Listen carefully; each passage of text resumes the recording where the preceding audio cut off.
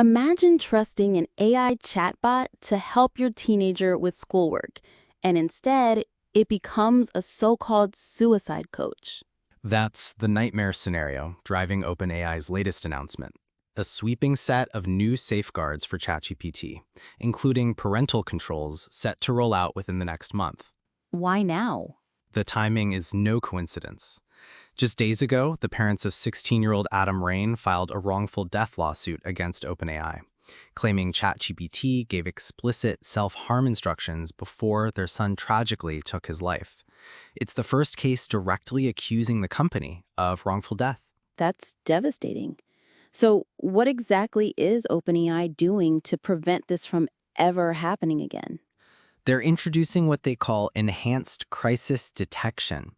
If someone shows signs of acute distress, conversations will be routed to advanced reasoning models, like GPT-5 thinking, which applies safety rules more consistently than standard models, especially in long, emotionally charged chats. So, in other words, they admit their current safeguards aren't reliable enough. Exactly. They've said outright that safety training can degrade in extended conversations.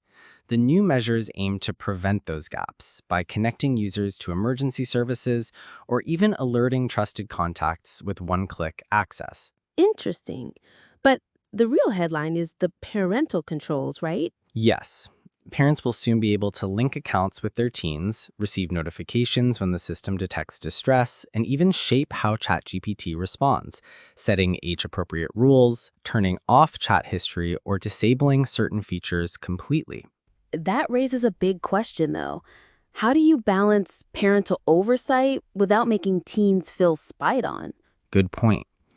OpenAI says the controls are guided by medical experts to preserve trust. In fact, they've consulted with more than 90 physicians across 30 countries and set up an expert council on well-being in AI, including specialists in youth mental health, eating disorders, and adolescent health. So, they're leaning heavily on medical oversight. But is it enough? That's the debate. Remember, ChatGPT serves over 700 million weekly users, and half of US teens report using AI companions. Past cases with both ChatGPT and competitors like Character.ai show just how high the stakes are. And the paradox here is striking. AI companions are meant to feel supportive, even human-like, but that same realism can make them dangerous when they fail. Exactly. OpenAI admits that despite existing crisis hotlines and reminders, their system has fallen short in sensitive moments. The new safeguards are an urgent attempt to close that gap before more lives are at risk.